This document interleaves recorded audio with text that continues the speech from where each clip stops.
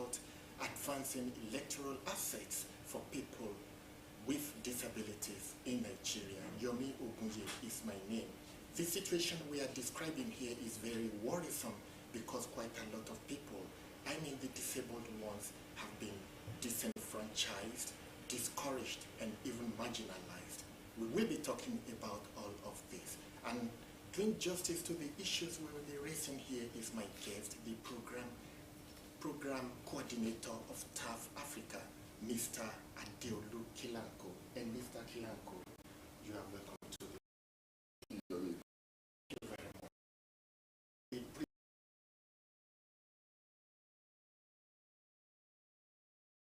Do within the time we have.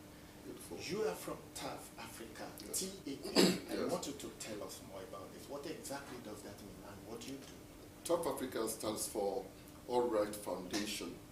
Prior to changing our name to TAF Africa, we used to be known as the Albino Foundation. Not that we were working around persons with albinism alone, but we started with issues of persons with albinism.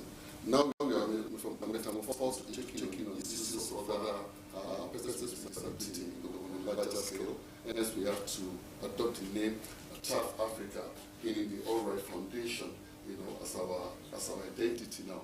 Talk about issues of persons with disability. You really have come a long way, and I really appreciate that. Yes. No doubt you had a big one before you this time around, and I want to believe you are not alone. Yes. What other stakeholders are involved in this, and how have you been getting your funding? Okay, to start with, the program we are currently running, on the basis of which I am here in this studio today, is being supported by the European Union. It's part of the big project we started last year, in fact, 2022, that we call Strengthening Democratic Governance in Nigeria. The program is targeted at strengthening broad governance issues in Nigeria, but which different institutions, different stakeholders are managing. For us at TAF Africa, the component we are working on is around disability inclusion. Why disability inclusion, you may ask? With an estimated population of about 220 million Nigerians, and with the World Bank estimate of about 60% of persons with disability across different populations. But in Nigeria, we are looking at about 40 million persons with disabilities. This is a huge portion of the population that we cannot neglect, that we cannot do without. What it means is that with about, this number of 60% of the population, we must consciously look for a way to ensure that they have critical role to play in our electoral system, in our democratic system. So to ensure this, we work with different stakeholders at the political party level. We work with political parties to ensure that at the nomination level or identification of their candidate, they consciously talk about how to be mainstream persons with disability, maybe the nomination form they are going to get, maybe waivers, just for them to make conscious provisions to ensure that persons with disability participate at that level. Doing that during 2023, this program actually started in 2022, during the 2023 election, on one of our signature programs that we call Electoral. We brought together over 40 aspirants across the country to train them, to train them on what it needs to go through the electoral processes, how to go about their campaign, how to package their manifesto, how to go with funds, funds that we do not have, just to make sure that we are able to support them to achieve their main ambition. Quite a number of them want their electoral aspect. So we did that at that political party level. Then going to media, another key stakeholder that we work with. One of the things that has helped us is through public sensitization on what the Nigerian Constitution says about participation of with disability. The provision of electoral guaranteeing the participation of persons with disability in the election. Another relevant law is the Nigerian Discrimination Against Persons with Disability Prohibition Law, the Convention on the Right of Persons with Disability. We looked at all these provisions that this legal document, legal frameworks are needed to ensure participation of these people, and we popularize those provisions using the media, media platform. So that's one of the things we introduction. Thank you. Let me ask this. We are talking about the disabled here, and you have told us elaborately what your organization does. Yeah. But let us try to look at issues from their own perspective. How well has your organization fared? Have the disabled people, do you think they really have obtained or got what they are expected to from your efforts? I would say yes, but not solely from the effort of South Africa alone, because like I mentioned earlier, there are different organizations that are doing similar to what we are doing. And I happen that we are working in the consortium and also realizing that we cannot do this alone. For this, our engagement supported by the European Union. One of the key stakeholders that we're working with is the Joint National Association for Persons with Disability, at national level. They have state charters. They are currently for the engagement they are having in Korea now. We were with their state coordinator earlier today and had a meeting with me and the other events we have in the state. We also work with our National Commission for Persons with Disabilities, which is the federal government agency in charge of issues of persons with disability. Working with these persons ensure that advocacy around issues of persons with disability is coming to the limelight.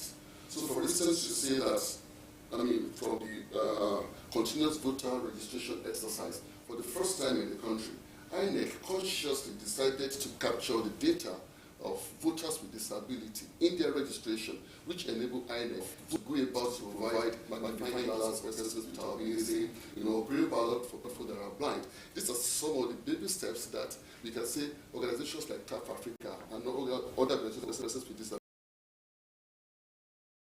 engagements here and there. So yes, we'll say yes, we've been able to make some achievement, and on the other hand, also working with this umbrella association.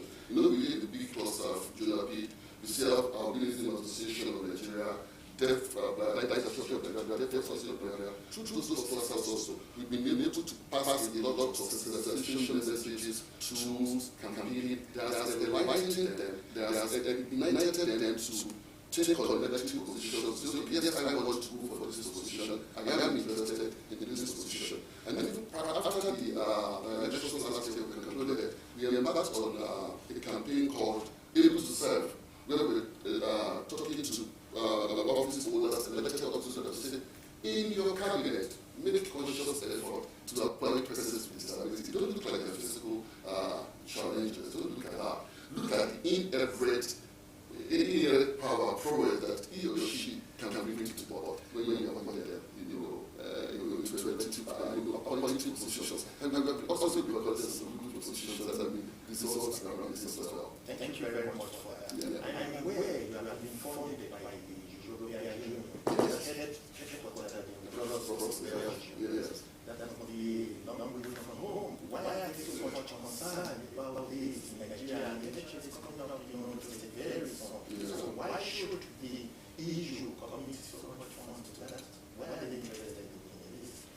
Because I'm aware that the European Union has been doing so much to deepen democracy across the world generally. Not only the first phase of this program, this is the phase 2 of this program, not only the first phase of the program, it supported the 2019 general elections in Nigeria, which to build the capacity of civil society organizations, regular stakeholders, including INEC, political parties, to ensure that democracy is deepened in the country. So I think part of their, I'm not only praying for the European Union, but I think it's part of their own support, to the development of the global world, at large. And the current program we have in Nigeria now, because across actually the West African region, that's what the European Union forces in Nigeria is discovering. So I think it's just about their passion to support the growth and development, of Nigeria. Thank you very much. Your presentation has been quite impressive, very smooth, but I want to believe that it has not been as rosy as you have presented it. What challenges have you been encountering in doing all this, and what solutions have you been able to provide? How have you been able to surmount some of these challenges? Yeah, you see, the major challenge that we have always encountered when talking about persons with disability is to being able to convince people that we need to actually pay conscious efforts to disability issue. So you're talking to a stakeholder in, let's say, for instance, INEC. You're not, directly, not that I'm trying to indict INEC now, but maybe I should know, maybe I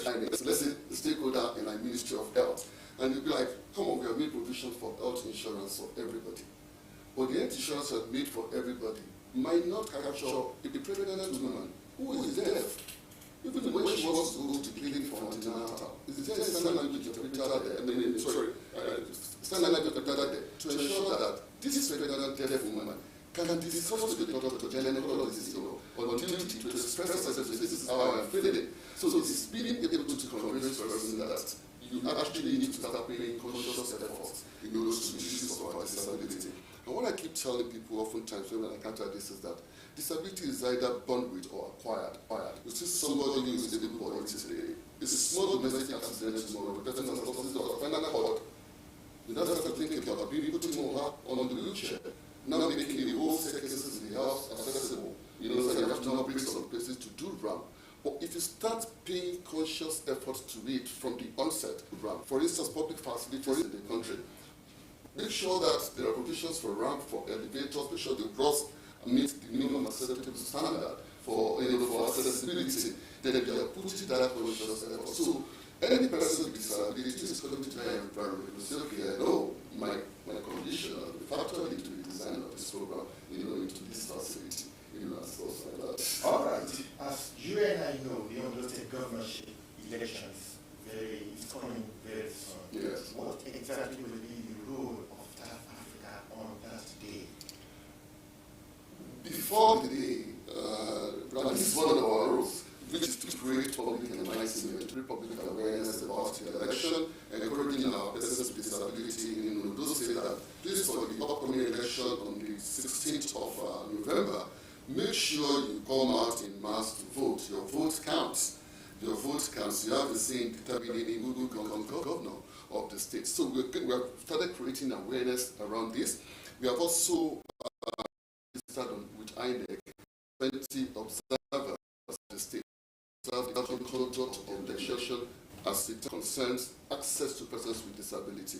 So we want to know in a particular polling unit where the persons will be used to persons to enhance the visualization of the ballot boxes. Get provisions for pre-ballot for the blind. For those on wheelchair, is the ballot box placed in a particular place where they can easily access without challenges. And according to the provision of the Electoral, pregnant women, persons with disability, and the elderly, they're supposed to be given priorities. So all this programs we want to know how well the conduct of INEC during this election. We want our observers to just document for us with a view to engaging INEC better, for other elections.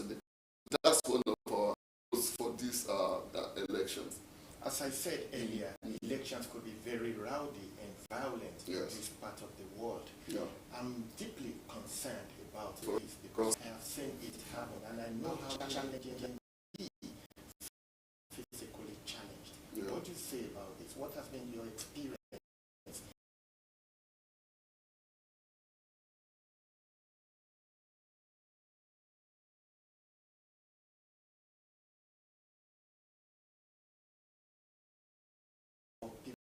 Especially electoral voting.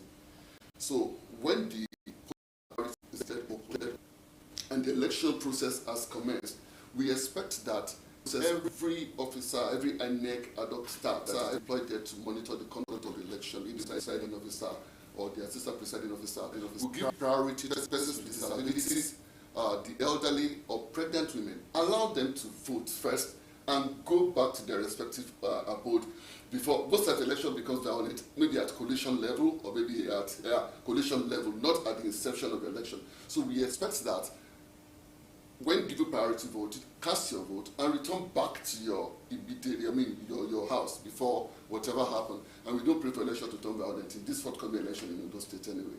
But that provision is there, and we'll still talk about it. Thank you very much. As they say, he who pays the piper dictates the tune. Yeah. If I may ask you, do you think that the funding by the EU has been well justified by TAF Africa? Yes, because before this funding was approved for TAF Africa, we clearly stated what we wanted to do, the stakeholders we wanted to work with in our proposal to the European Union. Like I mentioned earlier, we're not the only one. There's a consortium of other organizations So with regards to our engagement with political parties, we have a partner that we work with to ensure value for money, which is the Kuka Center. Again, I shouldn't be, but we have different partners that we work with on this project. And so I think generally here, the funding for what we have done during the general election, the 3 Osrc election, Bayelsa and other states, and the one that we have now for Edo and Ondo, yes, I can say the funding has been well justified. Thank you very much, Mr. Adil Kilanko. You've been very eloquent, and I really appreciate your presentation. Thank you so much. Very much. Some other time we'll bring you here. Thank you so much. And viewer, thank you.